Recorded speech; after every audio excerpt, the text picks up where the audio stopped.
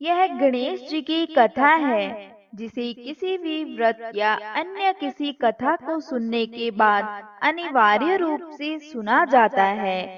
गणेश जी की पूजा के उपरांत गणेश जी की कथा को सुनना अत्यंत ही शुभ होता है। तो चलिए कथा शुरू करते हैं।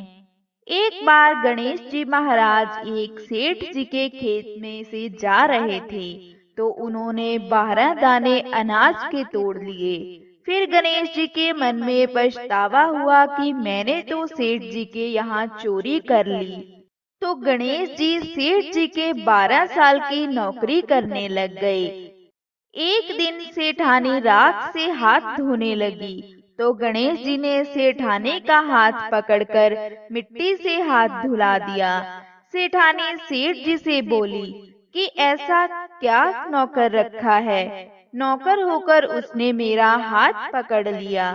सेठ जी ने गणेश जी को बुलाकर पूछा कि तुमने सेठानी का हाथ क्यों पकड़ा?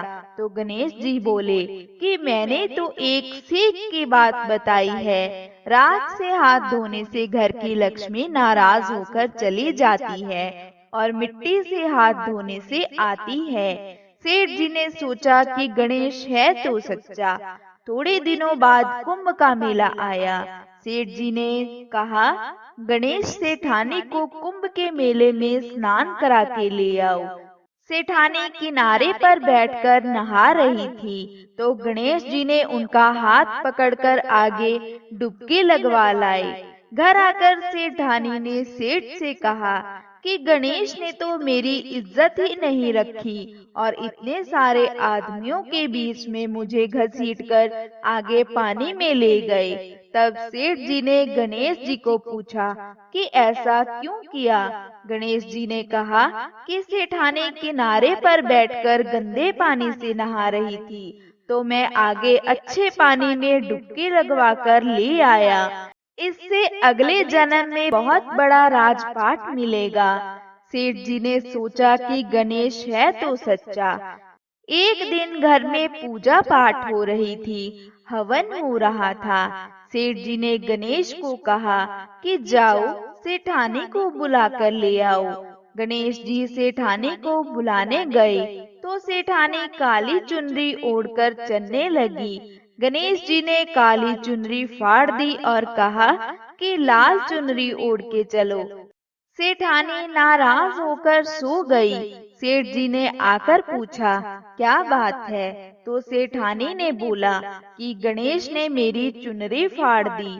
सेठ जी ने गणेश को बुलाकर बहुत डांटा और कहा, तुम बहुत बदमाशी करते हो।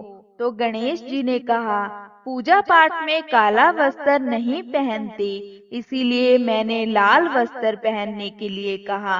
काला वस्त्र पहनने से कोई भी शुभ काम सफल नहीं होता है।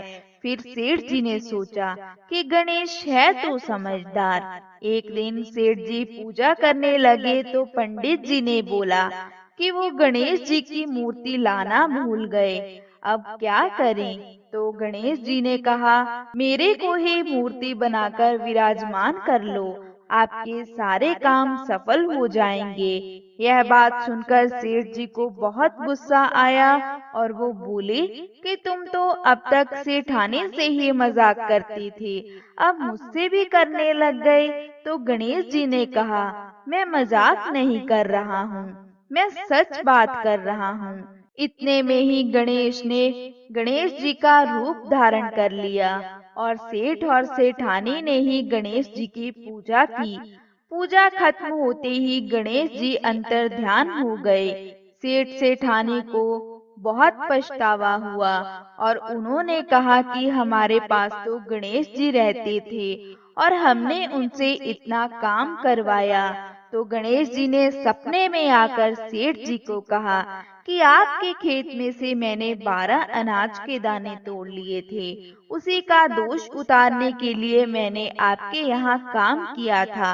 उसके बाद गणेश जी की कृपा से सेठ जी के यहाँ करोड़ों की माया हो गई।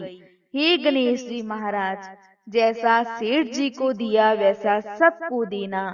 कथा कहने वाले पर, कथा सुनने वाले पर और उसके पूरे परिवार पर अपनी कृपा दृष्टि बनाए रखना। तो बोलो जय श्री गणेश जी महाराज की।